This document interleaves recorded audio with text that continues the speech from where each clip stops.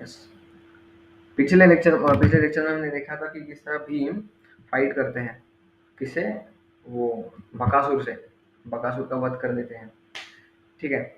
और उसके बाद हमने देखा कि किस प्रकार द्रौपदी को 5 पुत्र की 5 पांडवों की उसको वर मिलता है कि आपको 5 पति प्राप्त होंगे आपको, शिव जी से उसको वर मिलता है। हालाँकि द्रौपदी को एक ही पति चाहिए था, लेकिन शिव जी ने बोला था कि इन संसार के आत्माओं में तुम ऐसा ऐसा व्यक्ति ढूँढ रही हो जो जी ये पाँचों की पाँचों क्वालिटी तुम एक आदमी में नहीं पा सकती, ठीक है? क्योंकि भगवान में ही ये क्वालिटीज़ पाई जा सकती है, क्योंकि भगवान षड ऐश्वर्य से संपूर्ण है, ठीक है?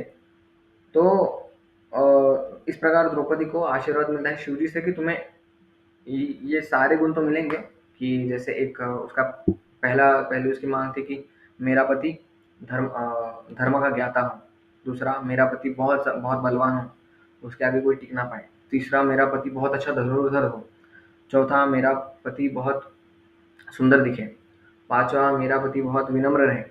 तो पांचों की पांचों क्वालिटी एक में तो नहीं मिली, लेकिन हाँ, उसने तपस्या की थी, शिव जी प्रसन्न हुए, तो शिव जी ने उनको वर दे दिया कि आपको ये क्वालिटी वाले वर मिलेंगे, मिलेंगे बोला, वर मिलेगा नहीं बोला, ठीक है। तो इस प्रकार व्यासदेव बताते हैं कि पांडवों को कि अभी हालांकि ये स्थिति उत्पन्न हुई है, द्रौपदी भी प्रकट हो चुकी है, यज्ञ सेनी जो है द्रौपदी, वही प्रकट हो चुकी है। तो अभी तुम, और हालांकि तुम भी 5 पांडव हो, तुम भी 5 हो और वो द्रौपदी, तो ये जो प्रकृति ने ये जो प्रसंग रचा है वो आप लोगों के लिए है। तो अभी आप अभी ब्रह्मचारी आश्रम में हो, लेकिन अब भले ही आप राजा के पुत्र हो, तो आप राजा बनने वाले हो, आप राजकुमार हो, तो अभी आपका आश्रम डिसाइड नहीं है, आप ब्रह्मचारी हो या गृहस्थ हो, तो आपका आश्रम डिसाइड नहीं है। तो आप आगे आपको अपनी जर्नी अगर कंप्लीट करनी है, तो आप एक तो ब्रह्मचारी आश्रम स्वीकारो, ठीक है, नहीं तो गृहस्थ आश्रम में जाओ। अभी आप ब्रह्मस्थ हो, और भगवान ने कोई ऐसा आश्रम नहीं बनाया है ब्रह्मस्थ, मतलब ब्रह्मचारी भी और गृहस्थ भी, ठीक है। तो आगे चलकर ये स्वयंवर के लिए जब निकलते हैं सब पांडवगण, तो आगे जाकर इनको एक अंगरपण नाम का गंधर्व मिलता है, गंगा के तट के किनारे जाते होते, फिर उनको अंगरपण नामक एक गंधर्व मिलता है। तो फिर वो गंधर्व वो देखता है कि ये रात्रि के समय ये कौन आ रहे हैं, ये विशालकाय एक व्यक्ति है, 4 व्यक्ति हैं उनके साथ, एक महिला भी है उनके साथ, तो ये लोग कौन है?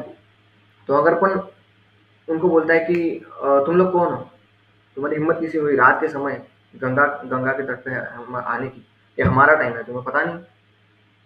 तो अर्जुन ने पहले बोला माइंड योर बिहेवियर, ठीक है। एक तो गंगा जो कि नदी है, गंगा जो कि नदी है, तो शास्त्रों के अनुसार नदी में, हिमालय में और समुद्र में, नदी में, हिमालय और समुद्र में किसी का अधिकार नहीं होता। एक सेकेंड।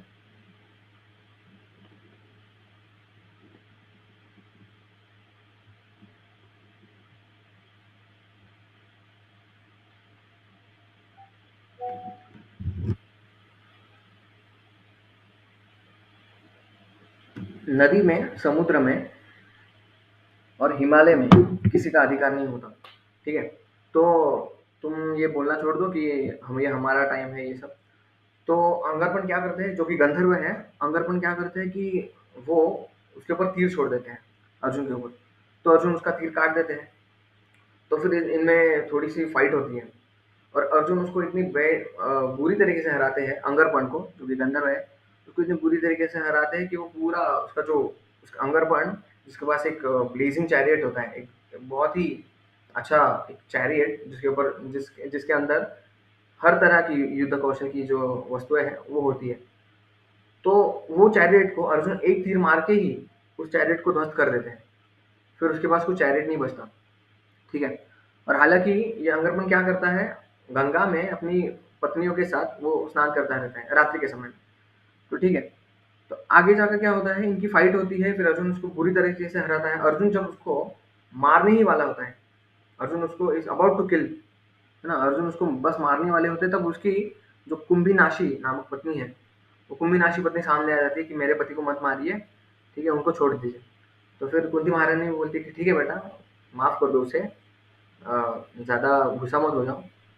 तो अर्जुन बोलते हैं कि ठीक है, मैं छोड़ देता हूँ, लेकिन मैं कभी शांत नहीं बैठा। अगर मेरे भाइयों पे, अगर मेरी माता पे कोई तीर चलाए, मैं मैं सहन नहीं कर पाया। तो फिर ये जो अंगरपण होते हैं, अंगरपण अपनी हार मान लेते हैं। अंगरपण बोलते हैं कि मुझे माफ़ कर दीजिए, हालांकि मैं एक गंधर्व हूँ, ये हमारा टाइम होता है और रात्रि के समय हमारी शक्ति बहुत बढ़ जाती है, लेकिन फिर भी हमने सोचा कि हम आपसे लड़ लें। तो फिर उन्होंने बोला कि लेकिन आपने ऐसा क्यों किया, हमने ऐसा कुछ किया ही नहीं था कि आप हमसे लड़े। तो अंगरपण ने बोला कि पहले बात तो तुम्हारा, आपके अभी दो फॉल्ट्स हैं। उन्होंने बोला कि आपका पहले आश्रम डिसाइड नहीं है, ठीक है, आप ब्रह्मचारी हो, गृहस्थ हो, आपका पहले तो आश्रम डिसाइड नहीं है, तो आपको आश्रम डिसाइड करना है। और दूसरी बात, आप जंगल में विहार तो कर रहे हो, आप आप जा रहे हो, चल रहे हो, लेकिन आपके साथ कोई साधु संत नहीं है, ठीक है, आपके साथ कोई भी साधु संत नहीं है अभी। तो हम जब भी चले ना, तो हमारे साथ हमारी जो भी जर्नी है, हमारी लाइफ की जो भी जर्नी है, तो हमें साधुओं को हमेशा अपने साथ रहना रखना चाहिए, ठीक है। तो ये आपका दूसरा फॉल्ट हो गया, इसीलिए मैंने आपके ऊपर हमला किया। हालांकि हमारी शक्ति तो बढ़ जाती है, अंगरपन ने कहा, हमारी शक्ति तो बढ़ जाती है रात्रि में, लेकिन क्योंकि आप ब्रह्मचर्य का बहुत अच्छी तरीके से पालन कर रहे हैं, इसलिए आप मुझे हरा पाए, ठीक है। तो अंगरपन बोलते हैं कि मैं आज से अपना नाम अंगरपन छोड़ के मैं चित्ररथ रख लेता हूँ, अपना नाम, ठीक है। तो आगे आता है कि किस तरह अंगरपन बोलते हैं कि मैं आपसे बहुत प्रसन्न हूँ, आपने मुझे इतने अच्छे तरीके से आपने इतने युद्ध कौशल दिखाई। तो मैं आपको एक चक्षुषी नाम की एक विद्या होती है, उस विद्या के समय क्या होता है, जब जब युद्ध होता होगा ना, युद्ध के टाइम पे एक ऐसा इल्यूजन क्रिएट कर सकते हैं हम लोग, कुछ भी, है ना। जैसे रावण कैसे इल्यूजन क्रिएट कर रहा था, 10 यहाँ पे रावण, वहाँ पे रावण, ठीक है। एक ऐसा इल्यूजन जो कि उस युद्ध भूमि में है ही नहीं।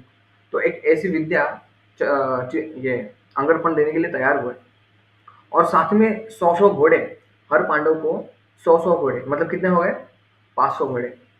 तो इतना, फिर अर्जुन ने बोला कि देखिए हम क्षत्रिय है, ठीक है।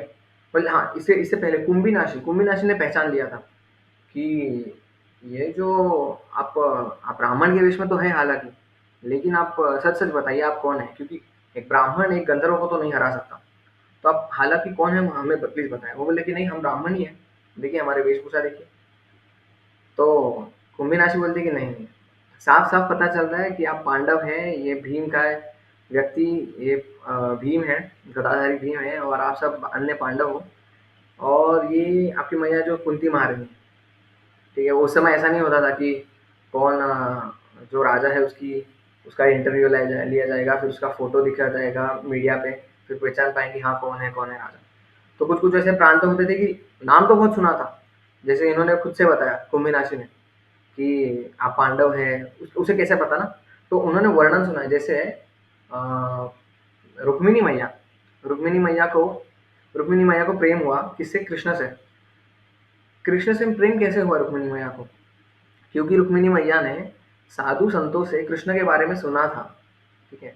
तो इसलिए रुक्मिणी मैया को कृष्ण में इतना विश्वास, कृष्ण पे इतना प्रेम, कृष्ण पे इतनी श्रद्धा उत्पन्न हुई कि रुक्मिणी मैया ने डिसाइड कर लिया कि मैं कृष्ण को ही पूरी समर्पित होंगे, मेरे पति बनेंगे तो केवल कृष्ण ही बनेंगे।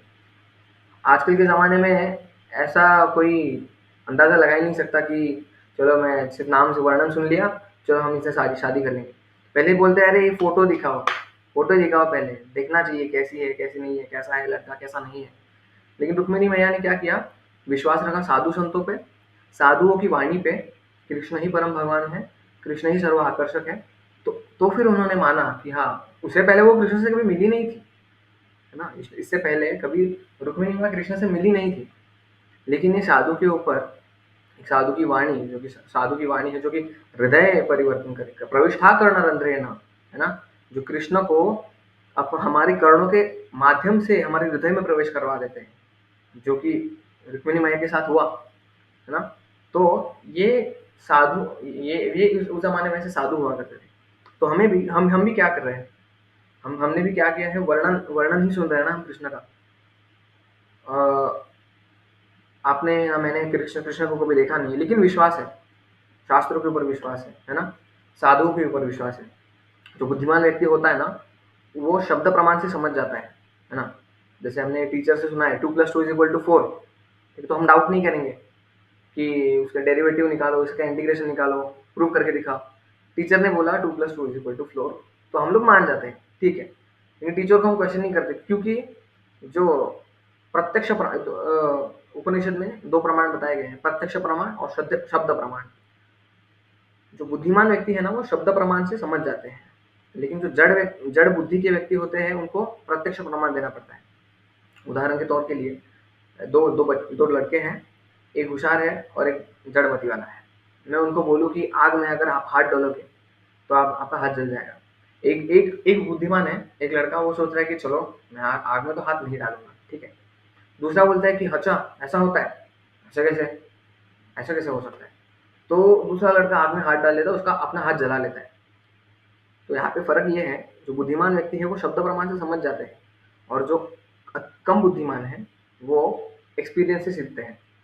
और एक्सपीरियंस से सीखने वाला, ठीक है, उसको इतना बुद्धिमान नहीं माना जाता है, ठीक है ना?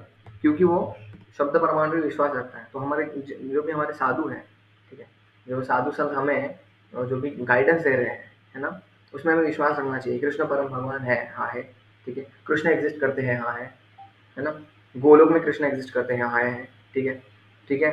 अच्छा, आपने अपना जीवन को समर्पित कर दिया है, तो बोलेंगे कि कृष्ण कृष्ण प्रेम की प्राप्ति करनी है। अच्छा, तो कृष्ण प्रेम की प्राप्ति करके कहाँ जाओगे? तो हम गोलोक जाएंगे। अच्छा बेटा, देखा है गोलोक कभी? बताओ, देखा है? ऐसे भी लोग मिलते हैं हमें, लेकिन उनकी बुद्धि जड़ होती है। और इसी के बारे में, ये चीज़ समझने के लिए किसकी ज़रूरत लगती है? ब्रह्मचर्य की। हाँ, ब्रह्मचार्य का जितना जितना ज़्यादा अच्छे से पालन कर पाएंगे, तो आगे आगे जाकर अगरपन बताएंगे कि हालांकि आप ब्रह्मचारी हैं, इसलिए आप आप मुझे हरा पाए। हालांकि मुझे रात्रि के समय में मेरी शक्ति बहुत हजार गुना बढ़ जाती, लेकिन आप मुझे इजीली हरा पाए ना। फिर उन्होंने वो अर्जुन के अंगरपाण अर्जुन के ब्रह्मचर्य की तारीफ करने लगे, ठीक है। लेकिन उनका दूसरा पॉइंट ये था कि आप साधु संत नहीं हैं, आपकी जर्नी में आप ब्रह्मचर्य तो का पालन करें तो ठीक है, लेकिन साधु संत भी होने चाहिए आपको गाइडेंस देने के लिए। इसलिए हमारे जीवन में जो भी कुछ घटनाएं होती है, जहाँ पे कुछ एक ऐसा डिसीजन मेकिंग पावर कभी कभी हमें हमें कम होती है, तो एक ऐसी परिस्थितियां निर्माण होती है हमारे जीवन में कि हम सक्षम नहीं हैं उस परिस्थिति को संभालने के लिए। लेकिन एक ऐसा साधु अगर हमारे जीवन में हो, तो उसके गाइडेंस से हम अपनी जीवन की अगली, देखिए, हालांकि बोला जाता है कि सब कुछ भगवान के भगवान ही चलाते हैं, तो कर्ता और कर्तव्यता तो वही है, कर्ता और कर्तव्यता तो वही है, ठीक है ना? तो जो भी हो रहा है भगवान की इच्छा से हो रहा है, लेकिन दो चीज़ें हैं। भगवान जीपीएस फिट कर देते हैं, जिस तरह आपकी इच्छा होती है उस तरह का आपका जीपीएस सेट हो जाएगा। हम भक्ति करने करने वाले थे, ये फिक्स नहीं था, है ना? हम हमारी इस जितना भी हमारा आयु है, उसके अंदर हम भक्ति को चूज करेंगे, ये डिसाइड नहीं था। ये सुकृति हमें मिली है, ठीक है। ये हमारी फ्री विल थी कि मुझे भक्ति करनी है या मुझे भक्ति नहीं करनी है। मंदिर में आजकल बहुत सारे लोग आके गए हैं, बहुत सारे लोग आए, कितने लोग फॉलो कर रहे हैं शास्त्रों को? बहुत कम। उनसे भी कितने लोग जितने फॉलो कर रहे हैं, उनसे भी कितने लोग जिन्होंने दीक्षा ली है, ठीक है। उनमें से कितने लोग जिन्होंने दीक्षा ली है और वास्तव में अपना समर्पण उन्होंने शास्त्रों के प्रति, भगवान के प्रति किया है ना? मनुष्याणाम सहस्रेषु कश्चित् तदपि सिद्धये, यततानपि सिद्धानां यततानपि सिद्धानां, मैं भूल रहा हूँ श्लोक को, ठीक है। तो मनुष्याणाम सहस्रेषु, मनुष्यों में एक कई सहस्त्र मनुष्य होते हैं, उनमें एक व्यक्ति विरला जो आत्म साक्षात्कार की ओर बढ़ता है, ठीक है। और उनमें से भी कई सिद्धि प्राप्ति करने वालों में से एक कोई विरला सिद्धि की ओर उन्मुख हो पाता है, ठीक है। और उन सिद्धि में तत्वतः, हाँ, वो ही व्यक्ति मुझे तत्वतः जान पाता है। जो मुझे प्राप्त करता है। ठीक है? तो यहाँ पे बात ये हो रही है कि जितना ज़्यादा ब्रह्मचारी का फिर अंगरपण बताते हैं ब्रह्मचारित्व की महानता। आपने ब्रह्मचारी का पालन किया, ठीक है? और आप जो कि बल्कि अभी आगे जाकर मैं आपको सजेशन देता हूँ, अंगरपण ने कहा कि आप आगे जाकर आप जो अपनी जर्नी है, जो एक काइंड ऑफ ये मिनी आपका जो वनवास है, आप साधु के निर्देशन में ही चले। ठीक है? और साधु का जीवन में होना बहुत ही अत्यधिक आवश्यक है। कि पहले का जो अगर हम जीवन देखें, तो हमारा माइंड पूरा विम्सिकल था। मन में आया तो ठीक है, चलो टीवी देख लेंगे, मन में आया चलो कुछ भी कर लेंगे, मन में आया मूवी देखने निकल जाएंगे, मन में आया पार्टी कर लेंगे, ना कुछ भी ना। तो एक साधु का गाइडेंस नहीं था हमारे इसमें। लेकिन अभी आप जितने भी जीवात्मा है, एक पुण्यात्माएं हैं, इसलिए आप ये अटेंड कर पा रहे हैं, है ना? इसलिए आप ये कथा अटेंड कर पा रहे हैं। जितने भी कथा होती है ना, एक साधारण मनुष्य उस कथा को अटेंड नहीं कर पाता। ठीक है? उसके लिए भी सुकृति लगती है। भक्ति उन्मुख सुकृति, 3 प्रकार की सुकृतियाँ हैं। भक्ति उन्मुख सुकृति है, मुक्ति उन्मुख सुकृति है, भुक्ति उन्मुख सुकृति है ना? तो जिसके पास भक्ति उन्मुख सुकृति नहीं होगी, वो कथा में नहीं बैठ पाएगा। कथा में अगर बैठ भी लिया उसने, तो कथा में सो जाएगा। क्यों? क्योंकि प्रकृति ये डिसाइड करती है कि अच्छा ये जो व्यक्ति है कथा में बैठा तो है, लेकिन ये उस कथा को सुनने के लायक नहीं है। अभी तक उसको इतनी सुकृति, उस सुकृति का धन उसने अभी तक इतना इकट्ठा नहीं किया है कि वो उस कथा को सुन पाए। ठीक है? तो आगे जाके यहाँ पे इन्होंने ब्रह्मचर्य का पालन किया था, तो इसलिए ये किनको हरा पाए? अंगरपण जो कि इतना गंधर्व है उसको हरा पाए। ठीक है? उन्होंने हालांकि बोला कि रात्रि का समय था, मैं आपसे लड़ने तो गया, लेकिन मैं मेरी वाइफ को इम्प्रेस करने गया, लेकिन हालांकि आप और अगर मैं आपसे विरोध नहीं करता, तो मेरी पत्नियों के सामने मेरी बेइज्जती हो जाती। लेकिन हालांकि मैं आपसे लड़के मेरी और ज़्यादा बेइज्जती हो चुकी है, वो अलग बात है। तो ब्रह्मचार्य के ऊपर अगर चर्चा हम करें, तो ये जो ताकत थी, ये ब्रह्मचर्य की ताकत थी पांडवों में। ठीक है? शास्त्रों में वर्णन है कि जब महाभारत के समय में जब अभिमन्यु युद्ध करने के लिए निकलते हैं, वो दिन था जब वो चक्रव्यूह में प्रवेश करते हैं। उस दिन अर्जुन को छल से दूर ले जाया जाता है युद्ध भूमि से। जब अभिमन्यु जो थे ना, ये महान अर्जुन के पुत्र थे, तो उनके अंदर पूर्ण सक्षमता थी कि वो उस चक्रव्यूह को भेद भी सकते थे और किस तरह से बचते बचा के वो बाहर भी निकल सकते थे। लेकिन हमारे आचार्यगण बताते हैं क्योंकि अभिमन्यु ने एक रात पहले उत्तरा से संग किया था। ठीक है? युद्ध के एक रात पहले अभिमन्यु ने उत्तरा से संग किया था, तो इसलिए उनका पोटेंसी कम हो गई, उनकी ताकत कम हो गई। तो इसलिए मतलब देखिए ब्रह्मचर्य में कितना शक्ति है। तो इसलिए उनका क्या होगा, उनको युद्ध भूमि में उनको शरीर छोड़ना पड़ा। अगर वो उस दिन अपनी पत्नी का संग नहीं किए होते, तो शायद वो बच सकते थे। तो ये ब्रह्मचर्य की ताकत है। और इस जीवन में अभी जितने भी हमारा जो है, जितने भी हमारे ऑपुलेंसेस है, हमारा धन है, हमारे एसेट्स है बहुत सारे, सबसे ज़्यादा घातक जो है वो हमारा ब्रह्मचर्य का जो हम नाश करते हैं ना, जैसे पुरुषों के लिए वीर्य का जो नाश करते हैं पुरुष, तो उनमें उनके ये सबसे बड़ा लॉस माना जाता है। इवन धन का लॉस, ठीक है? धन का लॉस, हेल्थ का लॉस, ये सबसे बड़ा लॉस नहीं है, सबसे बड़ा नुकसान है। सबसे बड़ा नुकसान ये है वीर्य का नाश, अपने ब्रह्मचार्य का नाश। गीता में भगवान बताते हैं दैवं द्विजगुरु प्राज्ञं पूजनं शौचमार्जवं ब्रह्मचर्यमहिंसा च शारीरं तप उच्यते। पूज दैवम द्विज गुरु प्राज्ञम, ये 4 प्रकार के जो लोग हैं, दैवम जो देवी देवता है, दैवम द्विज, द्विज मतलब जो ब्राह्मण है, ठीक है? जो सही में ब्राह्मण है।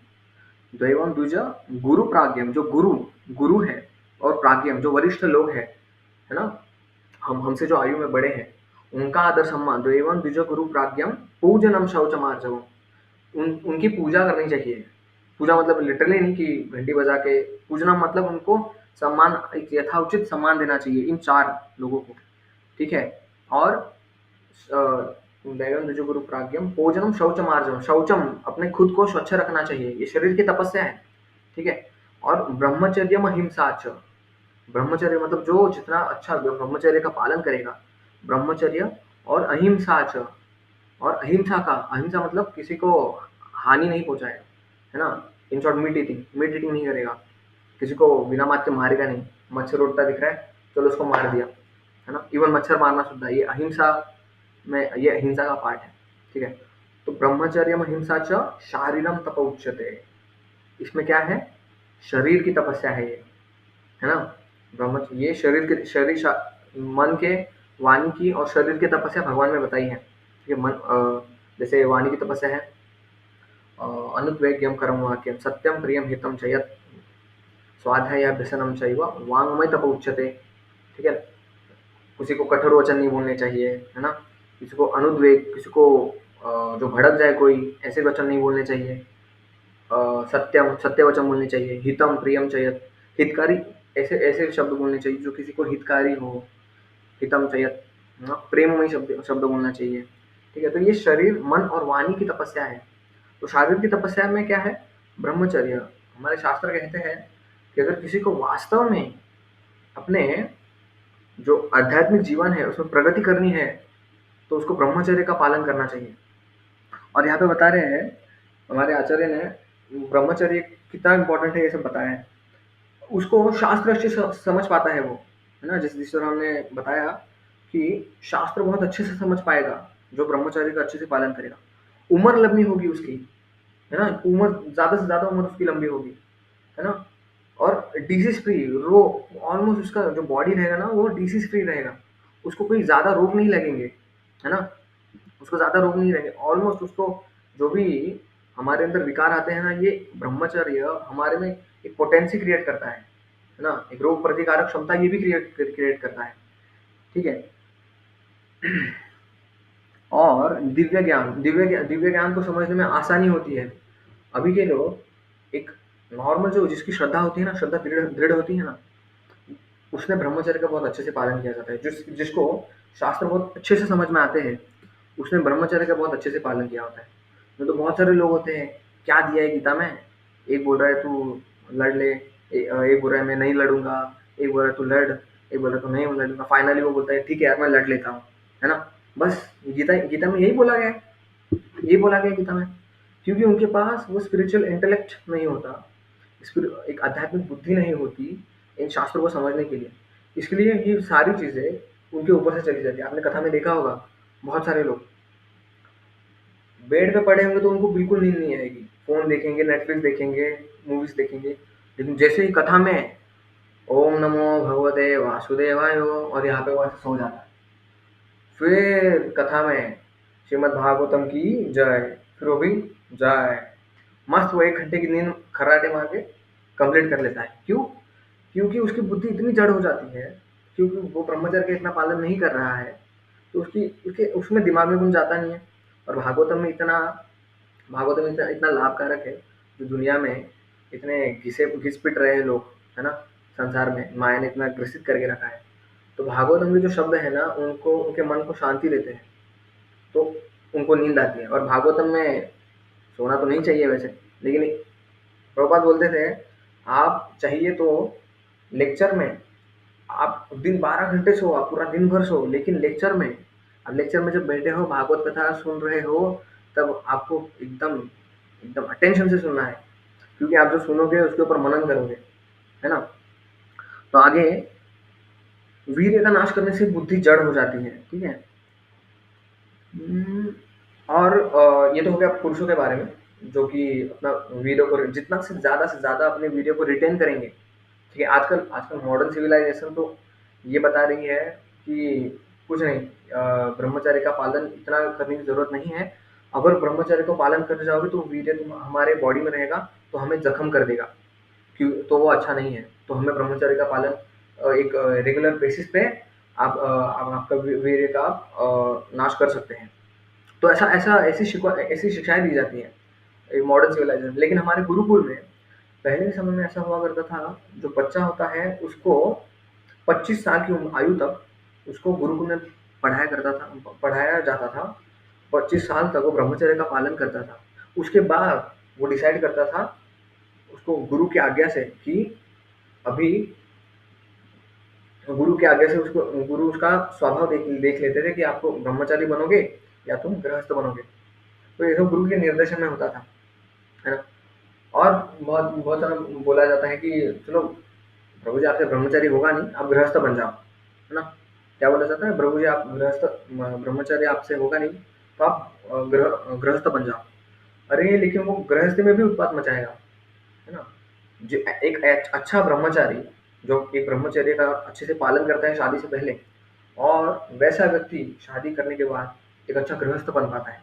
जो अच्छा ब्रह्मचर्य का पालन नहीं करता, वो अच्छा गृहस्थ भी नहीं बन पाता, फिर वो गृहस्थी में भी उत्पात मचाता है। फिर माता जी सर पीटते रहती है, ये भगत से मैंने शादी की है, इससे अच्छा तो मैं किसी कर्मी से शादी कर लेती, है ना? कई कई ऐसे उदाहरण आते हैं जो अपने ब्रह्मचर्य का पालन नहीं करते हैं और गृहस्थ आश्रम में जाते हैं, ठीक है ना? तो वो ऐसी प्रॉब्लम फेस करते हैं। और माताओं के केस में कैसा है कि जितनी ज़्यादा स्त्री अपनी पवित्रता को मेंटेन करती है ना? एक परम पुरुष को एक भोग की दृष्टि से नहीं देखती, है ना? सिर्फ अपने पति के प्रति समर्पित रहती है ना? तो उस स्त्री को शास्त्र अच्छे से समझ पाते हैं। वो उस शास्त्र समझने के लिए उसको बुद्धि प्रदान करते हैं, है ना? शास्त्र उसको बुद्धि प्रदान करेंगे कि आपको शास्त्र अच्छे से समझ में आए। जो ज़्यादा जो ब्रह्मचर्य का पालन नहीं कर सकता, ठीक है? वो शास्त्र पालन करने में उसको कठिनाई आएगी, ठीक है ना? जैसे हमारे जो 4 रूल्स हैं हमारे, 4 रूल और 16 माला का जप, दीक्षा लेने से पहले हम यज्ञ में जो आहुति डालते थे, उसमें ये रूल बताए जाते हैं हमें। तो ये 4 नियम, इसमें क्या आता है, नो इलिसिट सेक्स, मतलब अपने पति और पत्नी के अलावा किसी के साथ शारीरिक संबंध ना रखना, ठीक है? नो इंटॉक्सिकेशन, नशा पान ये सब नहीं करना, नो गैम्बलिंग, जुगार जुआ नहीं खेलना, और नो मीट ईटिंग, मांस का सेवन नहीं करना। और ये सारी चीज़ें, ये 4 रूल का पालन करने से आप भक्त नहीं बनोगे। ये भक्त की क्वालिफिकेशन नहीं है, ये मनुष्य बनने की क्वालिफिकेशन है। क्या बनने की क्वालिफिकेशन है? मनुष्य। भक्त तो आप तब बनेंगे ना जब आप मनुष्य के लेवल पे हो। पशु पक्षी भक्त नहीं बन पाते, एक मनुष्य ही है जो भक्त बन पाता है, और वो मनुष्य जो कि मनुष्य के स्तर पर है, जो कि ये 4 रूल को फॉलो नहीं कर रहा है ठीक से, वो कौन है? वो पशु है। प्रभुपाद बोलते थे कि पहले ये 4 चीज़ों को फॉलो करके आदमी मनुष्य स्तर पे आएगा, फिर भक्ति उसकी तब शुरू होगी, भक्ति उसकी तब शुरू होगी, ठीक है?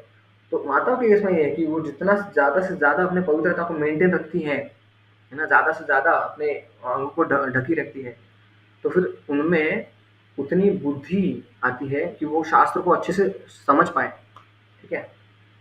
और आजकल ये बॉलीवुड है, जहाँ पे पूरा अंग प्रदर्शन, एक साबुन की ऐड भी दिखानी होती है तो अर्ध ढकी हुई स्त्री को दिखा देते हैं और साबुन की ऐड दिखा देंगे।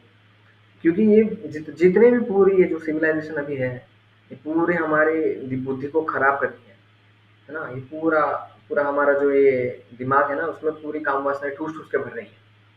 तो पहले के ज़माने में ऐसा हुआ करता था, पुरुष और स्त्री, श्रील प्रभुपाद बताते थे, पुरुष और स्त्री ये बटर और फायर की तरह है। मक्खन को कितने भी साल फ्रिज में रख दो, लेकिन उसको 1000 साल बाद अगर निकालोगे ना बाहर और आग के सामने रखोगे ना, तो पिघल ही जाएगा। तो एक पुरुष के लिए एक फायर बटर प्रिंसिपल बोलते हैं इसके प्रभुपाद। फायर मतलब आग, बटर मतलब घी, ठीक है?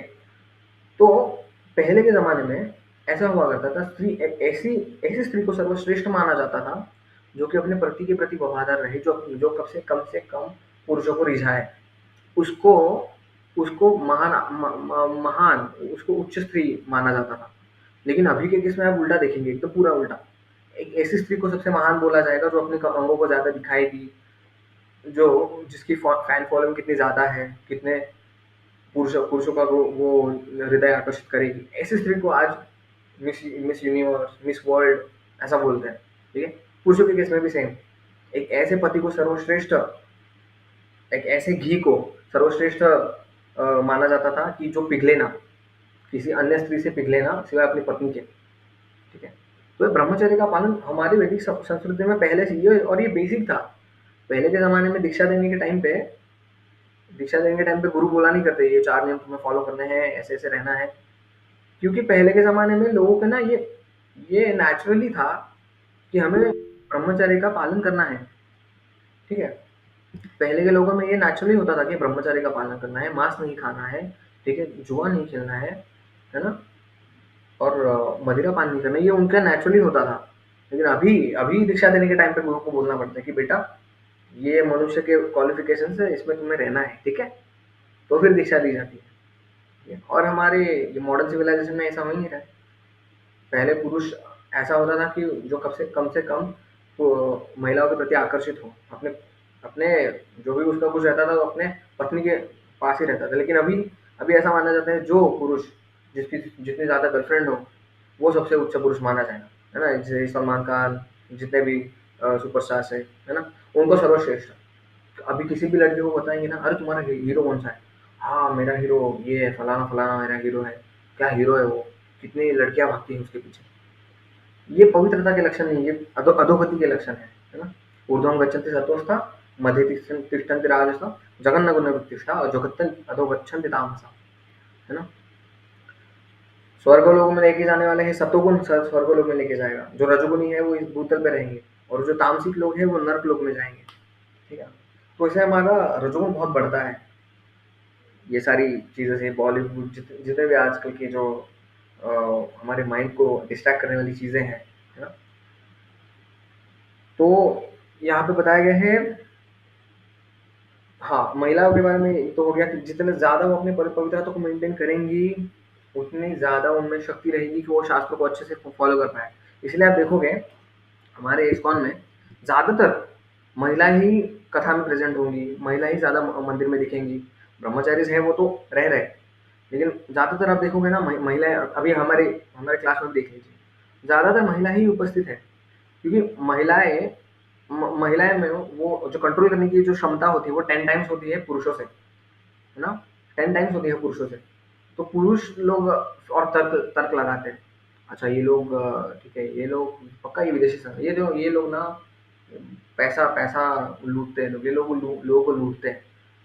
फिर ये लोग इसने पूरा समर्पण कर दिया है, ब्रह्मचारी बन गया है, तो इसका कुछ ना कुछ तो फायदा होगा ही। तो पुरुष लोग ये तर्क लगाते हैं, साधु के ऊपर डाउट करते हैं, है ना? तो उससे उनको सुकृति प्राप्त नहीं होती, अपराध करते हैं और भगवान की तरफ पूरा समर्पित हो नहीं पाते। लेकिन माताएं ये फालतू की बुद्धि नहीं लगाती। माताएं जो साधु साधु बोल रहे हैं उसको एकदम अच्छे से फॉलो करेंगी। इसलिए माताओं की संख्या ज्यादा होती है ना? ठीक है। एक समय प्रभुपाद जी के समय में भक्तों ने बोला, प्रभुपाद जी ये गृहस्थी में हम कैसे रहें, मतलब प्रभुपाद जी ने बोला था कि देखो, all women should get married and all main should get ब्रह्मचारी। सारे पुरुषों ने ब्रह्मचारी रहना चाहिए और सारी माताओं ने शादी करनी चाहिए। तो भक्तों ने बोला, प्रभुपाद ये कैसे पॉसिबल है? तो ब्रह्मचारी रहेगा तो शादी कौन करेगा हमसे, और हमें शादी करनी है तो किसी से तो हमें गृहस्थ आश्रम में जाना पड़ेगा। तो प्रभुपाद यहाँ पे ये कहना चाहते थे कि भगवान गीता में बोलते हैं ना, कामोस में बोलते हैं ना गीता में भगवान, तो ये काम जो हमारे अंदर जो काम है ना वो भी भगवान ही है। लेकिन कौन सा काम? जो कि पुत्र प्राप्त, जो कि विवाह में यज्ञ में भगवान विष्णु को साक्षी मानकर जो विवाह होता है, उस यज्ञ में जो एक्सेप्ट की गई जो वो वाइफ है, जो कि बोला जाता है धर्म पत्नी। ठीक है, क्या बोला जाता है? धर्म पत्नी।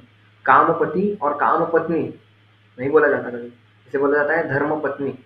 तो ऐसी स्त्री से अगर कोई संतान प्राप्त करे तो वो काम मैं हूँ, ठीक है? तो ये एक स्टैंडर्ड हुआ करता था, ठीक है? और आगे ब्रह्मचर्य थी ब्रह्मचारी, जो ब्रह्म के लेवल पे चलता है उसे ब्रह्मचारी बोलते हैं। तो अगर हमें आध्यात्मिक प्रगति करनी है तो हमें ज़्यादा से ज़्यादा ब्रह्मचर्य का पालन करना ही चाहिए, तो ही हमारी आध्यात्मिक बुद्धि विकसित होगी। नहीं तो हमारी बुद्धि जड़ हो जाती है ना? ज़्यादा सोच नहीं पाते, है ना?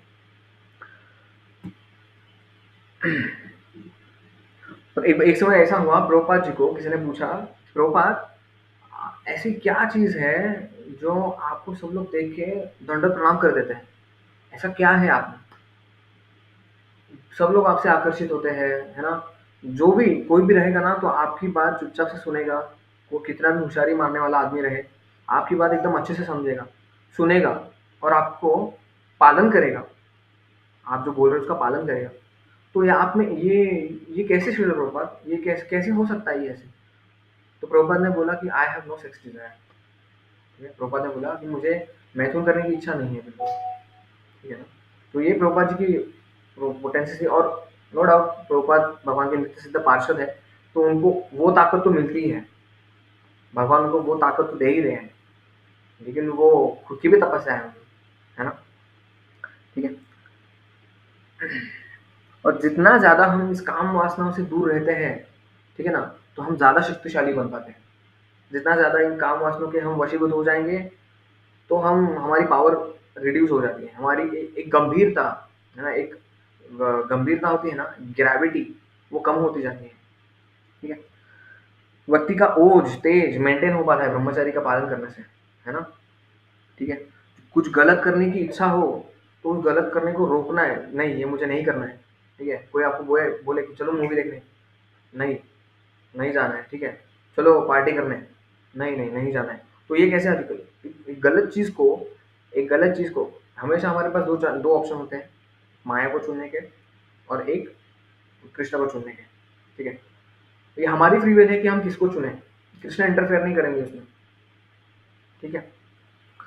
तो ये ब्रह्मचर्य से आता है कि मुझे क्या सही है वो करना है, क्या गलत है वो करना है, ठीक है? ये ब्रह्मचर्य से आता है कि गलत चीज़ों में नहीं पड़ना है। तो वो रोकने की, कुछ गलती कर रहा हूँ तो उसको रोकने की क्षमता कहाँ से आती है? ब्रह्मचर्य से आती है ना?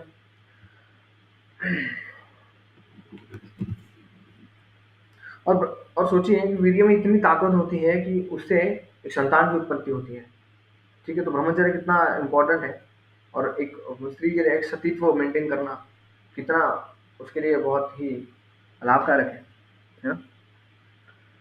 फिर उन्होंने बोला कि अर्जुन, जिस तरह तुम्हारा एकदम अटूट ब्रह्मचर्य तुम्हारा है, तो मैं तुमसे प्रसन्न होकर मैं तुम्हें ये चैरिट देता हूँ मेरा, और ये जो श्लोक घोड़े हैं तुम ले लो। लेकिन अर्जुन ने तो बोला कि देखो, मेरे हम क्षत्रिय हैं। अब तो जैसे आपको पता ही चल गया है कि हम क्षत्रिय हैं, तो आप हमें दान क्यों दे रहे हैं?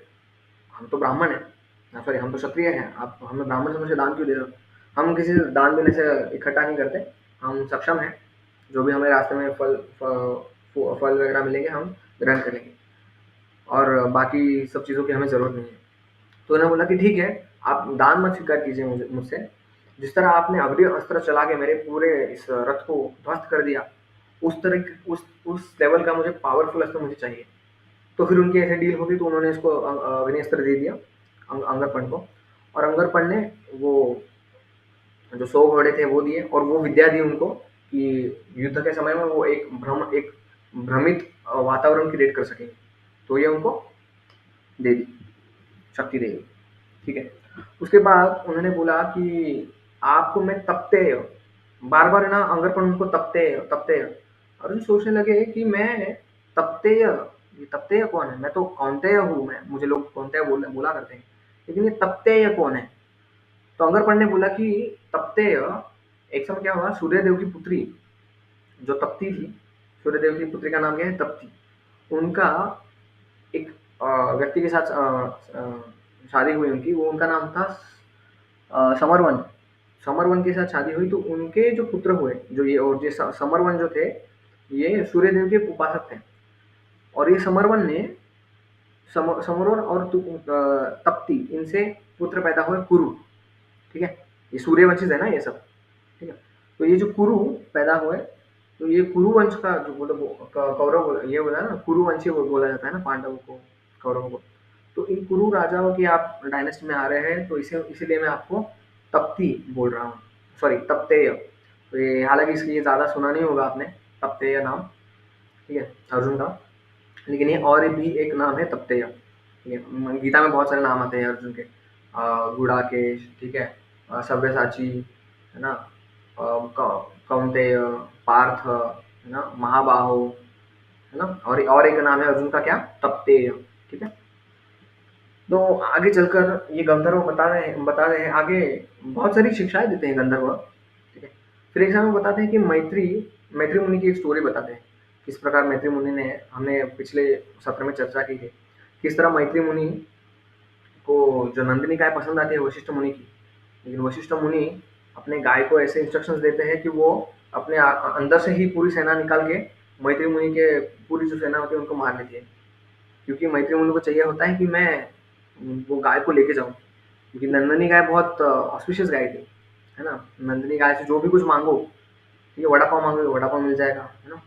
तो जो भी दूध मांगो, दूध मांगोगे दूध तो देती है, जो भी कुछ मांगोगे वो दे देती थी। तो ये इससे आकर्षित हो गए थे मैत्री मुनि। तो मैत्री मुनि ने देखा कि मेरी जितनी भी जो सेना है उसको इन्होंने ध्वस्त कर दिया। तो उन्होंने बोला कि आप ये कैसे कर पाए। तो उन्होंने बोला कि अच्छा, ये तो उनकी चर्चा बाद में है। तो फिर मैत्री मैत्री मुनि ने क्या किया, फिर से एक बार गए और अपनी इस बार ज्यादा सेना लेके आए, ज्यादा से ज्यादा सेना लेके आए। फिर उन्होंने क्या किया, जो मैं अपने ये जो वशिष्ठ मुनि थे उनके ऊपर छोड़ दी पूरी सेना। वशिष्ठ मुनि ने क्या किया, एक घास का तिनका उठाया, ठीक है, जितने भी अस्त्र अस्त्र अस्त्र शस्त्र थे, अग्नि अस्त्र, वायु अस्त्र, ठीक है, ब्रह्मास्त्र, ये सब जितने भी अस्त्र थे, उनके सबके सब अस्त्र वशिष्ठ मुनि के ऊपर छोड़ दिए। वशिष्ठ मुनि ने ज्यादा कुछ नहीं किया, ध्यान में बैठे थे, देख रहे कि सब अस्त्र आ रहे हैं मेरे पास। उन्होंने घास का तिनका उठाया, मंत्र उच्चारण किया और घास का तिनका ऐसा फेंक दिया, बस। और सारे के सारे अस्त्र शस्त्र एक जगह में उस घास के तिनके में समावेश हो गए और वो घास का तिनका नीचे पड़ा है। मैत्री मुनि तो पूरे चक्क हो गए, बोले कि ये क्या हो गया, मैंने जितने भी मेरी पोटेंसी थी उतना का सब मैंने ऐश्वर्य लिए यार, और मेरा सब ऐश्वर्य एक घास के तिनके में पड़ा है। और घास का तिनके भी कुछ ऐसे नहीं कि जल गया भून गया, घास का तिनके ऐसे ही नीचे पड़ा है। तो उन्होंने बोला कि आप में ये शक्ति कहाँ से आई, विश्व वशिष्ठ मुनि को पूछा। उन्होंने बोला कि मैं ब्रह्म ऋषि हूँ ना। तो उसे बोला अच्छा अच्छा, तो आप ब्रह्म ऋषि है इसीलिए आपको इतनी शक्ति आई। तो फिर मैत्री मुनि ने बोला कि अगर मुझे मुझे भी इतना ऐसा बनना है तो मैं क्या कर सकता हूँ। तो उन्होंने बोला कि आप भी ब्रह्म ऋषि, आप तपस्या करो फिर उसके लिए। फिर वो गए तपस्या करने के लिए गए। तपस्या करने के लिए जब गए तो बहुत इनसिक्योर रहते हैं इंद्र। इंद्र जब भी कोई तपस्या करने बैठ जाता है, इंद्रदेव इनसिक्योर होते हैं कि अरे अभी ये तपस्या कर रहे हैं, ब्रह्मदेव ओम प्रसीद प्रसीद प्रसीद, ब्रह्मदेव प्रसीद, ये बोल के ये मेरा इंद्रासन मांग लेगा। तो इंद्रदेव क्या करते हैं, मेनका को भेजते हैं पहले तो। फिर मेनका तकथई ता था तकथई तकथई, ये सब करके उनको मोह लेती है मैत्री मुनि को। तो पहले तो राजा होते हैं मैत्री, ठीक है। तो ये मैत्री मुनि को वो रिझा लेती है, तो उससे क्या होता है ना, रंभा से वो वशी काम के वश में आकर उनसे संभोग करके पूरा अपना जो जितना भी तप किया होता है उतना वेस्ट कर देते हैं। देखो, तप करने के बाद वेस्ट हो गई, पूरी तपस्या वेस्ट हो गई। तप किया, काम वासना जो वशीभूत हो गए और अपना सब तप चला गया। फिर से उन्होंने बोला कि नहीं, मैं फिर से दृढ़ निश्चय होके फिर से वो बोले ब्रह्मदेव प्रसीद प्रसीद प्रसीद। फिर से उन्होंने किसको छोड़ा, रंभा को छोड़ा। रंभा को एक बार फिर उन्होंने छोड़ा कि नहीं नहीं, मेनका ने तो मुझे वशीभूत कर लिया था, लेकिन अभी मैं रंभा से नहीं होगा। तो रंभा ने भी सेम ता ता तथई तथई तथई पूरा रिझाने लगी, पूरा एकदम सॉन्ग अच्छे से गाने लगी। फिर उन्होंने काम के वश काम से तो वशीभूत नहीं हुए, लेकिन उनको क्रोध आ गया। तो बहुत ही जोर से भड़के वो रंभा के ऊपर। तुम्हें समझ नहीं आता, एक कोई कोई व्यक्ति तपस्या कर रहा है उसको तुम डिस्टर्ब करने आ जाती हो, बदतमीज, तुम्हें तो कुछ तमीज नहीं है तुम्हें। तो उन्होंने बोला कि देखो, पहले काम काम के वश में गए और अभी क्रोध के वश में गए, मेरा काम हो गया, मैं चलती हूँ। डिस्टर्ब करना था, डिस्टर्ब कर लिया मैं। तो मैत्री मुनि ने बोला ओहो, मैं ऐसा क्या करूँ कि मैं ऐसा ब्रह्म ऋषि बन पाऊँ। फिर वो फिर से साधु की एक शरण ग्रहण करते हैं, किसकी, वशिष्ठ मुनि की ही शरण ग्रहण करते हैं। फिर उनके देखो, मैत्री मुनि एक खुद मुनि है, उनके जीवन में एक विपदा आई तो उन्होंने इस समय में क्या किया, उन्होंने अगेन एक साधु की शरण ग्रहण की। और साधु, और ये भी इतने उच्च कोटि के साधु है वशिष्ठ मुनि। ये स्टोरी कौन बता रहे हैं, अंगरपण बता रहे हैं स्टोरी, ये सब पांडवों को। तो वशिष्ठ मुनि भी इतने महान मुनि हैं, ठीक है, उन्होंने वंश मात्र भी रोष नहीं रखा कि इसने मेरे ऊपर आक्रमण किया था, इसको तो मैं भी ऐसे की तैसे देखूंगा। ये साधु का स्वभाव है, साधु का स्वभाव कभी कभी वैर नहीं रखता साधु। उन्होंने उनको अच्छे से अकोमोडेट किया, ठीक है, अच्छे से उनकी कौन सी काउंसलिंग की, उन्होंने उनको बोला कि देखिए, आप जितनी भी तपस्या कर रहे हैं ना, ये आप है ना एकदम चैलेंजिंग स्पिरिट में कर रहे हैं, है ना, मैं करके दिखाऊंगा प्रभु जी, 16 वाला मैं करके दिखाऊंगा। प्रभु जी क्या करना है, अभी ये करना है, चलो मैं करके दिखाऊंगा। तो आप ये चैलेंजिंग स्पिरिट रखोगे ना, तो इसका मतलब क्या है, आप जितने भी सेना है उसमें खुद को मध्य में रख रहे हो, और सबसे पहले ना आप ही मरोगे, ठीक है। तो आपको ना पीछे रखना है खुद को, ठीक है, और आगे किसको रखना है, गुरुजनों को, ठीक है, वो आपको अच्छे से गाइड करेंगे, है ना। तो इस तरह वशिष्ठ मुनि बोलते हैं कि आपने भक्ति भाव से आप तपस्या नहीं कर रहे हो। आप तपस्या कैसे कर रहे हो, चैलेंजिंग स्पिरिट में कर रहे हो, या किसी को दिखाने के लिए मैं भी कुछ हूँ, मैं भी इतने अच्छे से भक्ति करूंगा, मैं भी किसी को दिखा दूंगा कि मैंने इस लेवल की भक्ति की है ना। तो आप ये सब चीजों के लिए मत करो। आप भक्ति भाव से तपस्या करो, भक्ति भाव से आप हृदय अपना समर्पित करो, विनीत भावना, एक विनम्रता की भावना लेके आओ। वशिष्ठ मुनि कितने विनम्र विनम्र है ना। इतना सब हुआ उनके साथ, उनकी गाय चुरा कर लेके जाने लगे उनके ऊपर। हमें कोई चाटा मार दे तो हम उसको छोड़ेंगे नहीं, उसको कॉलर पकड़ लेंगे। यहाँ पे तो उनके पूरे अस्त्र शस्त्र मारने लगे, पूरे अस्त्र शस्त्र जितने भी भयंकर अस्त्र शस्त्र है ना, वो सब मारे, लेकिन एकदम विनीत, एकदम विनम्र। ऐसा नहीं कि पुलिस स्टेशन में गए केस करने, नहीं, एकदम विनीत भाव से उन्होंने उनको ये सब आश्वासन दिए, ये सब गाइडेंस दिया। तो ये साधु का स्वभाव होता है। क्योंकि साधु कैसा होता है ना, ब्राह्मणे गविहस्तिनी, ब्राह्मणे गविहस्तिनी, विद्या विनय संपन्ने ब्राह्मणे गविहस्तिनी, शुनि चैव शोपाके च पंडिता समदर्शिना। ब्राह्मण, गाय, हाथी, कुत्ता, चांडाल, इन सब पांचों को वो एक समान दृष्टि से देख पाता है, सब में आत्मा देख पाता है। वो भेदभाव नहीं करता कभी, ये शुद्ध है, ये ब्राह्मण है, ये नीची जाति वाला है, उच्च जाति वाला, ये स्त्री है, ये पुरुष है। साधु कभी भी आत्मा तत्व में स्थित होता है ना। साधु कभी भी भेद नहीं करता, साधु किसी से वैर नहीं करता, ठीक है। तो इस तरह से उन्होंने आश्वासन दिए किसको, मैत्री मुनि को। और मैत्री मुनि ने बाद में, उन्होंने इतनी अच्छी तपस्या की, इतनी अच्छी तपस्या की कि वो बाद में भगवान राम जी के गुरु बने। किसके गुरु बने, भगवान राम जी के। जब अ, ये जो लीला आती है ना, कि जो पत्थर बन के कौन बैठी थी वो, अहिल्या। अहिल्या माता। हाँ, अहिल्या। पत्थर बन के जो अहिल्या बैठी थी, वो जो जर्नी है वो किसके साथ करते हैं, राम जी और लक्ष्मण जी मैत्री मुनि के साथ करते हैं। सोचिए, राम जी उनको, मैत्री मुनि को गुरु मान रहे हैं, है ना। हालांकि देखा जाए तो उन्होंने, मैत्री मुनि ने पहले अपराध किए, लेकिन उन्होंने साधु की शरण ग्रहण की, एक अच्छे से उन्होंने अपने आप को शुद्धिकरण की खुद की। फिर वो क्या बने, राज ऋषि बने। ब्रह्म ऋषि ब्राह्मण बनते हैं, राज ऋषि क्षत्रिय बनते हैं। ऋषि में भी एक वैरायटीज होती है। तो ये क्या बने, राज ऋषि बने। तो जब इनको यज्ञ करना था तो उनकी सहायता चाहिए थी। क्या, उनको सहायता ये चाहिए थी कि उनके यज्ञ में जो भी राक्षसगण जो भी मल मूत्र डाल देते थे, है ना, पानी डाल देते थे, कुछ भी पस डाल देते थे यज्ञ में, डिस्टर्ब कर देते राक्षस लोग। तो उनकी सहायता के लिए राम जी और लक्ष्मण जी गए। किनकी सहायता के लिए, मैत्री मुनि के लिए ना। पहले पहले साधुत्व का पालन किया, पहले अपराध किए, बहुत सारी चीजें की। लेकिन गीता में भगवान क्या बताते हैं, अपि चेत सुदुराचार भजते माम अनन्य भाव साधुरेव समन्तव्य सम्यक व्यवसितो ही सहा।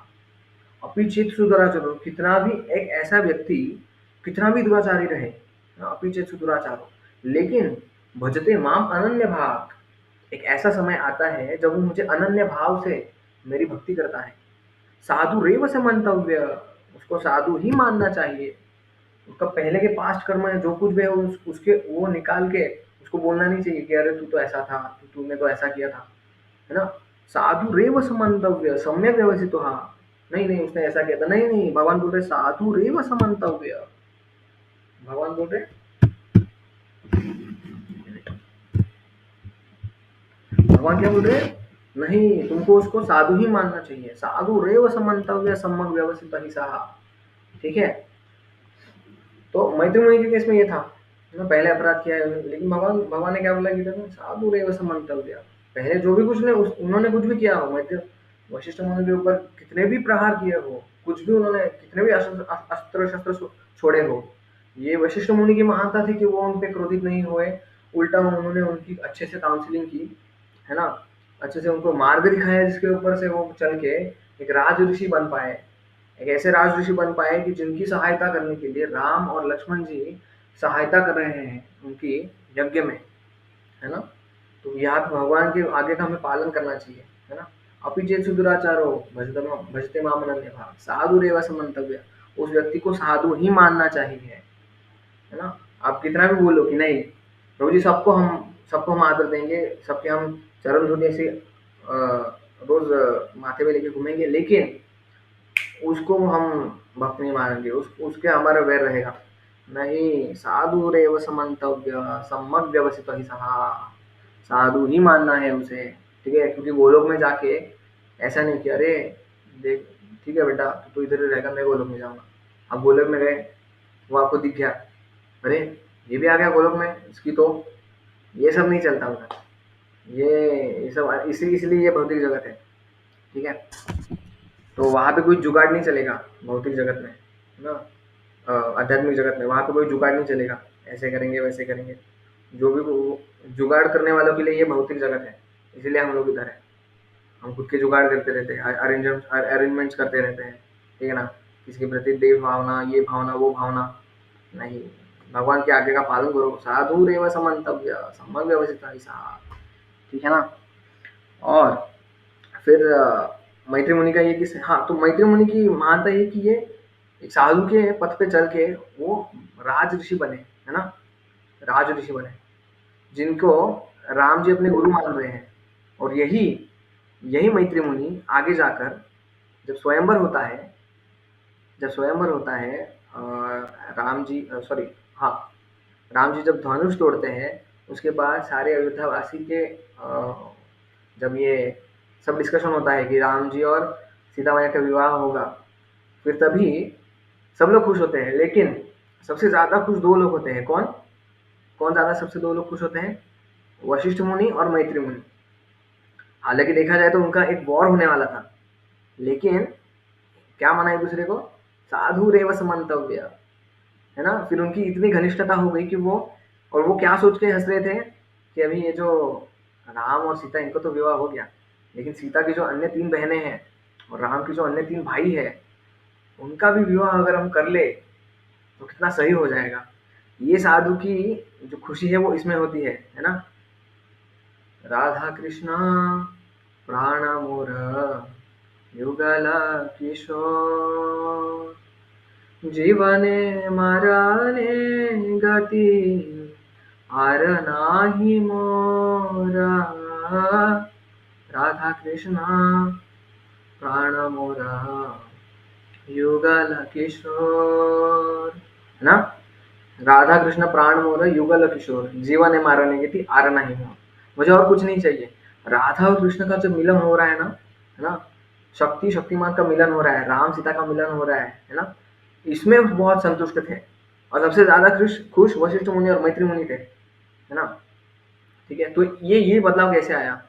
उन्होंने साधु को कंसल्ट रखा, इसके लिए वो इतने महान ऋषि बन पाए कि राम जी राम जी का विवाह कर रहे हैं। वो सोचिए, साक्षात भगवान का विवाह कर रहे हैं, है ना। तो ये स्टोरी बताई अंगर पढ़ ने आगे। ठीक है, समय यहाँ पे समाप्त हो चुका है। हम विराम लेंगे। ठीक है। तो यहाँ तक आगे अंगरपण बहुत सारे स्टोरीज सुनाएंगे इनको, पांडवों को, और आगे जाके बताएंगे कि आपको आगे जब आपका पाथ आप कर रहे हो, चल रहे हो, तो किसी को साथ में आपको रखना ही है। फिर आगे बताते हैं कि आपको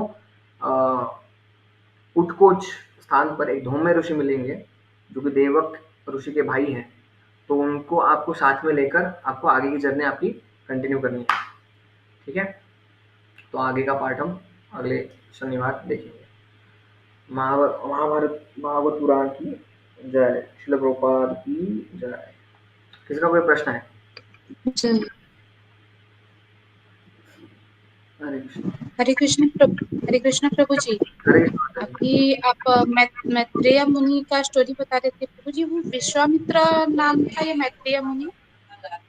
हाँ एग्जैक्टली, विश्वामित्र मुनि, मैत्री। विश्वामित्र, वही मैत्रेय हाँ हाँ मुनि वही, ही हाँ विश्वामित्र वही है? वही, हाँ वही वही, मैत्री मुनि यस। विश्वामित्र। क्योंकि आपका स्टोरी हम सुनने के बाद हमको विश्वामित्र नाम याद था, ये मैत्रेय मुनि ही हाँ हाँ विश्वामित्र वो बने ये नहीं पता। शॉर्ट में मैत्री, वही है वही। थैंक यू प्रभु जी। और किसी का कुछ कुछ सवाल?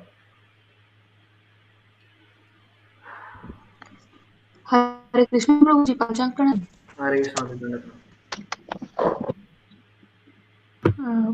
बुद्धि जो मतलब वेद जी थे उनको भेजा को छोड़ने के लिए, माता जी आप टाइप कर दीजिए ना, मैत्री मुनि अलग क्यों नहीं समुद्र आपका में? आवाज कट हो रहा है, फिर से बोलिए। हरे कृष्णा प्रभु जी, आ रही है आवाज? अभी आ रही है, बोलिए बोलिए। अभी आ रही है आवाज? बोलिए बोलिए, हाँ आ रही है।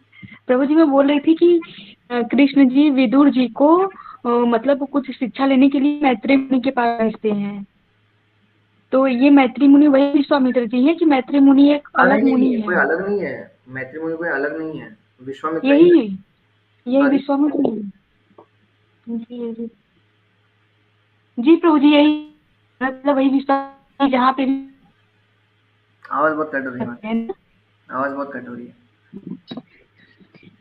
प्रभु जी मैं बोल रही थी जहाँ भी मैत्रेय मुनि आएगा तो हम विश्वामित्र समझ सकते हैं ना, हाँ मतलब हाँ कि ये हाँ, यस विश्वामित्र यस जी ही हैं यस ऐसे यस करके। यस। जी जी। हाँ मैं, अच्छा मैं थैंक विश्वामित्र यू बोला प्रभु जी। करूंगा अगली बार से, ठीक है। और किसी का कुछ सवाल? ठीक है, यहाँ पे हम समाप्त करेंगे, ठीक है। आप सभी भक्तों की जय, महाभारत पुराण की जय, श्रील प्रभुपाद की जय। वाञ्छाकल्पतरुभ्यश्च कृपा सिन्धुभ्यः च पतितानां पावनेभ्यो वैष्णवेभ्यो नमः। अनन्तकोटि वैष्णव की जय, नाम की जय।